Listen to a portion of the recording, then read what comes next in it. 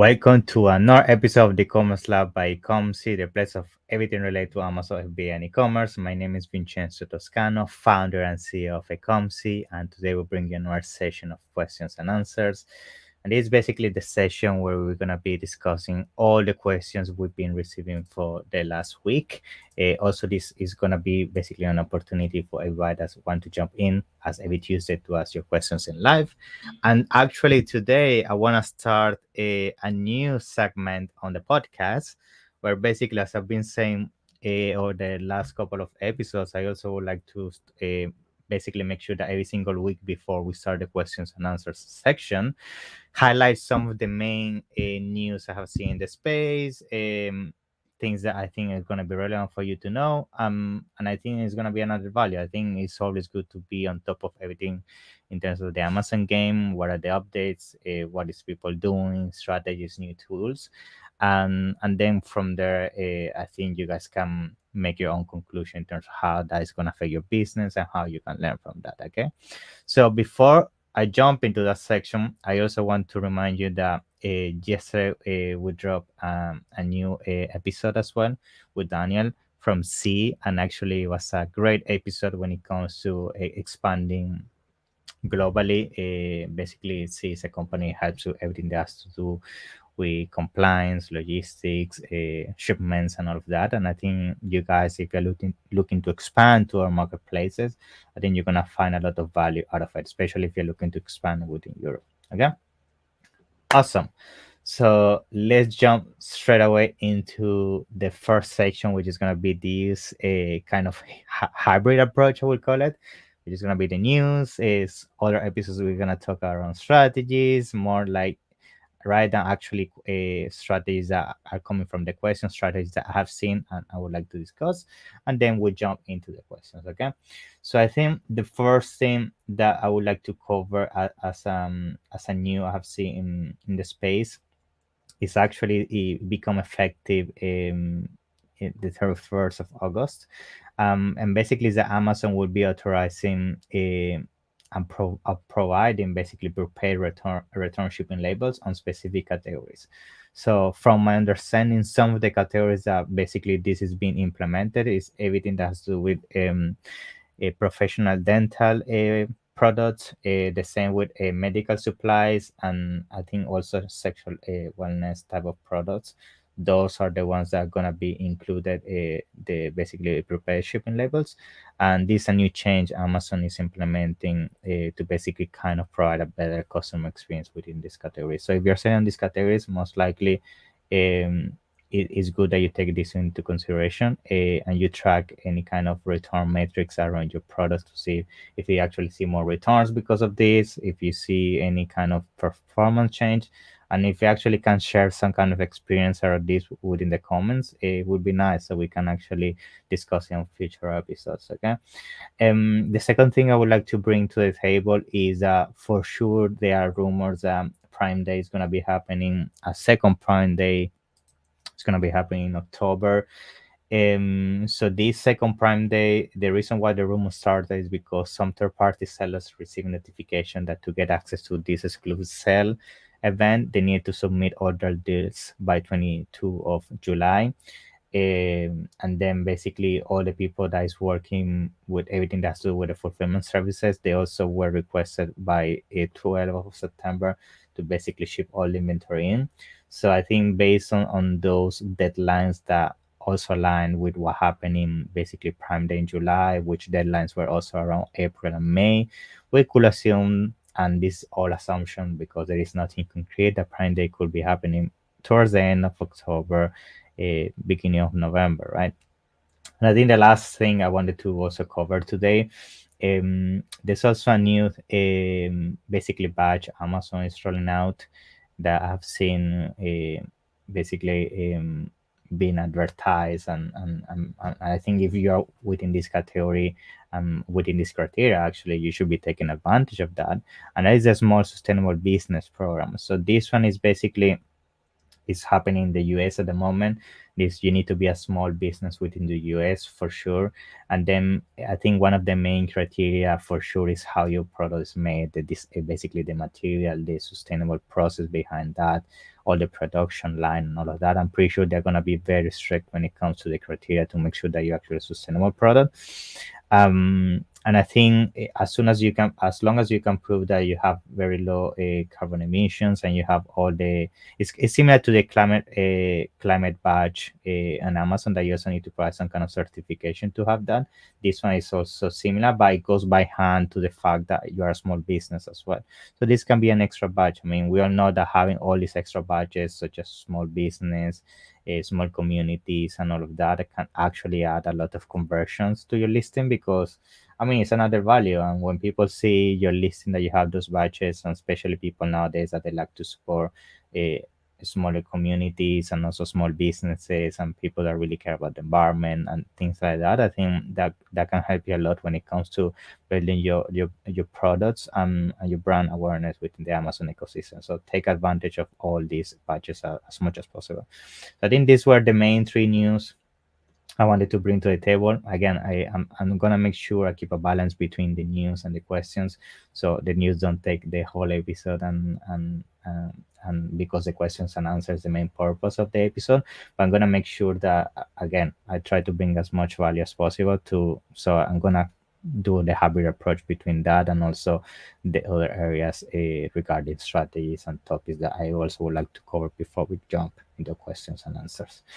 So I think that's everything when it comes to the news. Now I'm gonna jump into the questions and answers that we have from the previous week.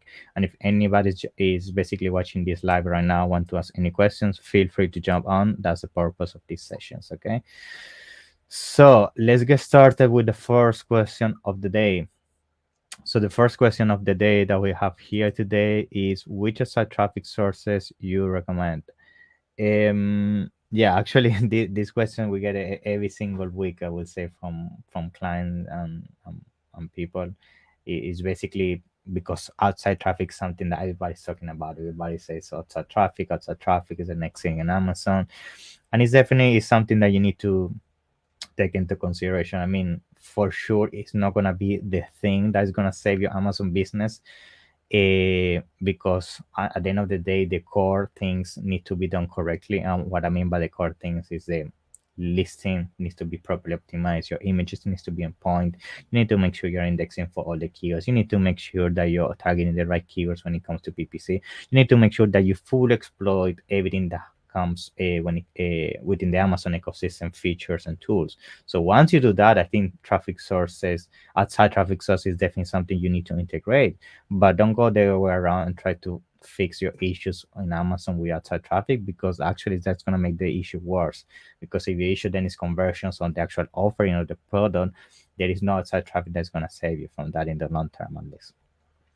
Awesome. So being said that, I think outside traffic sources, one of the ones I like the most is YouTube. I think the reason why I like YouTube so much is because, at least myself, when I'm shopping for something, and especially myself that I like a lot, like electronics, all that kind of stuff, the first thing that I do is I go to YouTube and look for unboxing tutorials, comparison, things like that between the device I want to buy and another one. If your product falls within that kind of content, that definitely people want to compare with other competitors, want to understand if it's the best one out there, why you have the best feature compared to other one, maybe testing. There are even videos that test one product against another. I think you can find the right influencers in the space that can create that content. That's evergreen content that's going to be out there bringing you out organic traffic forever, especially if you try to position your product within influencers that do they're very recognized in specific niches. They have a very warm audience that understands basically basically that's looking for this type of products. And if you fall within those avatars and your product is great, I mean, is a good thing for sure. So I think YouTube is my number one. Like, getting these kind of deals where they can basically advertise your product. You can even get into an agreement deal where you can even give them the double the commission they get from Amazon affiliate links. You can give them money on top of that, which sometimes if they're big YouTubers, they want to do that. I mean, there's so many things you can do. Sometimes we have even brands that they have basically partners with influencers, and these partners basically become like ambassadors, and they are basically embedding all these products within the lifestyle in their Instagram stories, all of that. So that's for sure something more down the line that you can achieve with some of these people. But I would say at the beginning, try to find people that can do the content I just say, which is unboxing, comparison videos, and reviews, right? So the second one I like, which everybody is also talking about for sure, is TikTok. TikTok, I mean, the booming is having within the commerce space is huge, and if you know what you're doing, and you're targeting the right audiences within TikTok advertising as well, and the right influencers, I mean, you can do a ton of things. I think with TikTok, also it's all about the people you work with, right? Because there are so many accounts out there that engagement is like really non-existent, and not TikTok is sometimes it may seem some influencers have a lot of traffic, and they're basically moving like audiences, but you need to go deeper into that. Like, is that real people want to shop my product? Is this really people interested into my category? So all those diligences you need to do. But I would say after YouTube, TikTok is a platform I would recommend. Then for sure you can always test like Instagram, Facebook, which is the everyday platform, right? And if you're thinking something outside influencer marketing, I will say blogs is very good as well. So for example, something that I even find myself doing as well when I want to shop something, I go to Google and say top, let's say headphones, right? Because I mean, I like headphones, right? You go to YouTube and you put a top headphones in the for gaming, right? And there are tons of blogs that do this comparison between headphones that are for gaming. And if you position a product well within these blogs, it's also traffic that you get from these basically blogs, and you can put your link in there. Those links can have the attribution in there, um, which basically, as I was saying in the news, the new attribution links that they actually added, which I think actually I'm just remember that I didn't mention that in the news. The attribution dimension that got just active not very long ago. It was in Mexico and Netherlands. So that is actually another news. I think I forgot to mention, and this is also very very good for people that is launching the products in Mexico and Netherlands, because attribution was not present there before. So connecting back to the question is that when you have these attribution links, you can then track the efficiency of this outside traffic, and you can then leverage basically the traffic that's performing better for you. So those are some of my overall thinking around outside traffic. For sure, it goes more technical, but I hope this answered the question as much as possible. Awesome. Next question: how to determine which images to have on my listing? So something I like to do a lot, and actually we do this with every single brand we manage, is that the first thing that we do when we started to work with a product is we do a full market analysis, the top competitors. We do a media comparison. We have a reporting system where we compare all the images. What is the order? What are the things they're mentioning in the images? What is the thematic they have? What is the things that are doing the best sellers? And then we try to replicate that within our images. That's the first thing you should be doing. The second thing is that for your hero image, I usually advise to use a service that you get feedback from a real people, right? So, for example, there are a ton of services like that, like Pickfu, which actually Pickfu, if I'm not mistaken, is actually partner as well on a service within the Helium 10 ecosystem, and it's called Audiences. So in Audiences, you can also pay for people to give you reviews, like basically analysis around the images that you want to put as your primary image. You can even test listings. So I always would advise to do that at least with your hero image, because I think sometimes we are biased like we think a hero image is gonna work just because we think that's the case. But if the market is telling you otherwise, you need to take that into consideration. So I think if you take that into consideration and what I just explained, comparing the images from the competition, making a full understanding from that, and then segmenting the most important areas and replicating that within your images, you should have plenty of good content to make sure that is basically provided to your designer, and the designer implements that within your images. Okay. Awesome. So let's see the next question. How often do you recommend optimize PPC campaigns? So PPC campaigns, usually I recommend, again, I think I covered this before, it's going to vary significantly on the budget. And the reason for that is because if you're spending $10,000 for the day, like within 2 days, you're gonna have, or sometimes within one day, you're gonna have enough clicks to at least do some changes. So for sure, you still need to wait because sometimes sales delay to be attributed to you to the campaigns and keywords, because there is always a delay there. But if the budget is huge, you can do changes every 2 days or one day, right? However, in most cases, if the budget is not very high, I would say at least 3 days, so you get enough time to campaigns attribute sales to your keywords, and then at the same time you also get enough clicks to make decisions. Because if you then have like 5 clicks per keyword, you're guessing, right? You can say, okay, 5 clicks, it didn't convert, I turn off the campaign and negated and all of that, but maybe it was a bad day and that's it, and that's why you got 5 clicks and it didn't convert. So you need plenty of data. That's why 3 days usually would give you enough clicks in most keywords, so you can make a reasonable decisions on how to keep optimizing your campaigns. Okay. How should I do keyword isolation? Keyword isolation, basically, yeah, I guess you meaning how you divide your keywords among multiple campaigns. So I will say the number one thing you need to do consider before doing this is what is the search volume of your keywords, and what is basically the relevancy around your keywords. So the first one, the search volume, right? So you want to make sure that, for example, if you're gonna do a keyword segmentation among multiple campaigns, you wanna make sure that within the same campaign, you don't have super competitive keywords competing against each other. You don't wanna have a 10,000 search volume keyword in the same campaign with a 20,000 search volume keyword. You wanna have those separately, right? That's the first thing. The second thing is relevancy, right? So relevancy, I mean, if you're gonna do keyword isolation, most likely you wanna do it just with the most important keywords.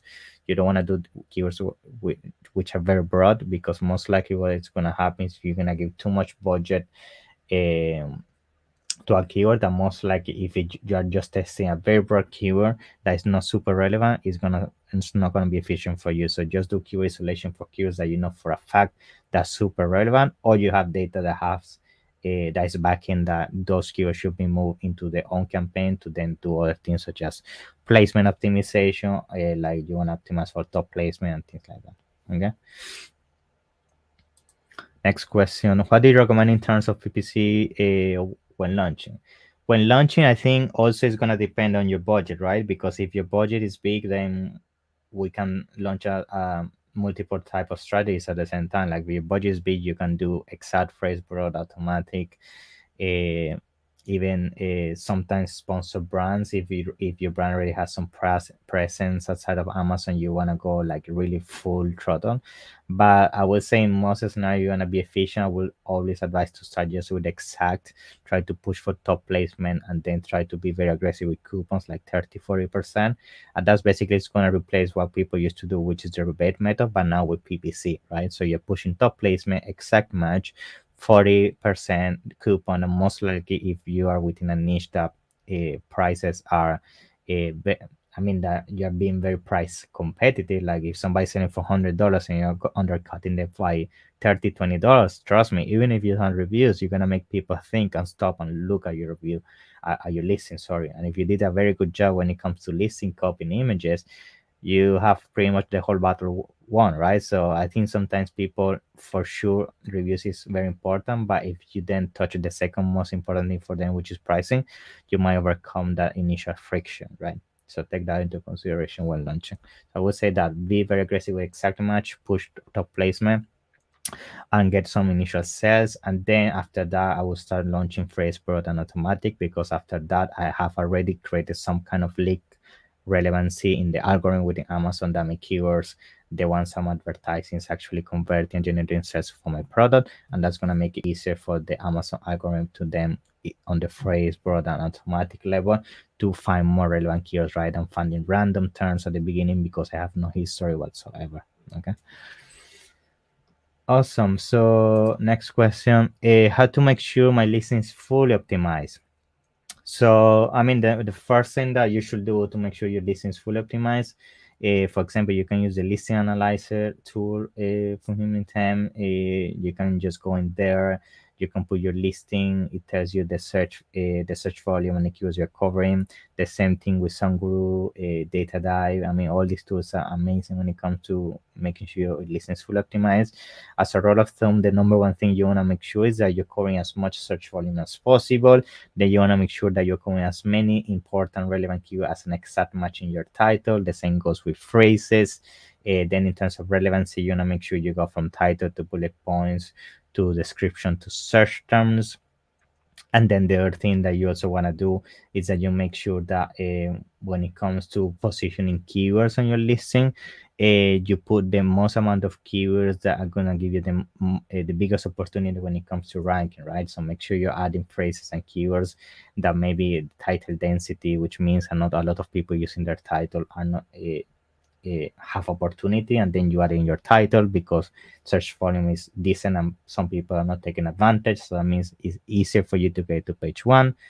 All of that needs to be taken in consideration when doing a full optimization. But I would say if you combine all these things I've just said with a tool that can actually track the search volume you're covering and where your keywords are being placed in along the listing, and if you're actually taking all of them, that's the best way to know if you're fully optimizing a listing or not. Okay. Good. Next question. What's a good conversion rate on Amazon? So good conversion rate usually is around 10, 12%. That's usually a good, I would say that's average, not good. A good is around 15. So if you're definitely under 10%, there's things you can improve. So make sure that you're targeting the right keywords, first of all. After that, if you know you're targeting for sure the best keywords, make sure you're listing at some point, as I always say, images, listing, copy, all of that. And then if still the conversion rate doesn't go up, most likely it's an offer or pricing issue. So most likely your pricing is not competitive enough, or your offer isn't. So maybe you're offering a pack of 4 when everybody's offering a pack of 6 for the same price. So if you take all that in order and still the conversion rate doesn't go up, then most likely it's a product issue. It just people don't find it interesting or relevant for what they're looking for. And maybe it's not appealing, unfortunately. Yeah. So I would say that's the case. Okay. Good. So next question: do you recommend optimizing PPC with bulk files? Yeah, bulk files can be very good when it comes to optimizing PPC campaigns. I think there's definitely a learning curve at the beginning. You need to understand how to edit the Excels, how to upload the bulk files. I mean, sometimes we'll do optimization with bulk files, no problem. But at the same time, for most people, because they don't have a lot of campaigns, you can just do optimization with the targeting tab within Amazon that gives you all the targetings in there, and basically you the performance at the search term level. And then for sure, when it comes to automatic campaigns and all of that, you want to go inside each automatic campaigns and do the negation and all of that. But when it comes to the overall search terms, you can already do that with the targeting tab, so no need to use bulk files. Bulk files more if you're managing hundreds of products. For sure, it's going to be much more efficient to just put the bulk file on a macro, and the macro changes all the bits and all the things based on the rules that you do. But for most people, that's not the case. I would say just use the targeting tab, and the budget tab is also very powerful to understand which campaigns got a budget, which one don't. Adjust budget based on that. So yeah, I say with the main PPC dashboard, you'll be more than fine. Then if you wanna enhance your optimization to another level, like implementing software and making sure some rules are implemented without you having to look at them, then you can explore a tool such as, for example, Atomic from Helium 10, Perpetua, and things like that. Yeah. Awesome. Let's see. I think this is the last question of the day. Are subject matters important? Yes. subject matter are important. In some categories and some countries, you're not gonna find them. However, in the US, for example, a lot of products and categories have subject matters, and if you can't find it, and the same goes for Europe, sometimes the best way to do subject matters either by flat files or using Helium 10. Helium 10 allows you to upload all of that through API integration. And I think that's the best way when it comes to doing subject matters, if you can find it on the traditional edit button of the listing. If not, just optimize your subject matters. Usually subject matters, what you want to do is you don't repeat what you have in search terms. Just make sure in subject matters you actually do like phrases that you didn't call in your listing, phrases with important volume, relevancy.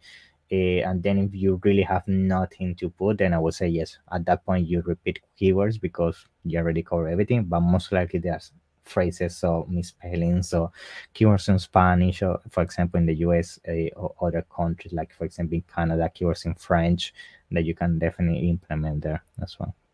Okay. Awesome, guys. So I think that's everything for today's session. So thank you everybody for joining today. I appreciate all of you and everybody sending these questions as well. So if you have any feedback at all when it comes to the new hybrid section we just started doing this week, which is with the news, let me know what you think. If you like it, gonna make sure that every single week I try to put as many news as possible from the previous week, and then just not talk about news but also new strategies, tools. I could even start sharing like feedback of software tools as well if I test something from the last week, new discoveries, things like that. So I'm gonna make it fun for you guys, don't worry. Awesome. I think that's everything. Remember, guys, all the sessions are on Tuesdays, 5 p.m. GMT time for everybody that's joining late. On Thursdays, as I always say, if you have a Spanish friend no habla inglés, he can basically discover these sessions on Thursdays, 5 p.m. in Spanish. And remember that tomorrow we're also going to be dropping an episode. So keep your eyes open there. Usually it goes live between 5 and 6 p.m. GMT time as well on Wednesdays. For the Italian community, I haven't forgot you. Something's coming for sure. Yes, that's it. So thank you very much. Don't forget to like, share, and subscribe to make sure we can keep reaching amazing people like you. Wish you an amazing rest of the week. Take care, and remember, anything, we're here for you. Okay, have an amazing one, guys. Take care. Bye bye.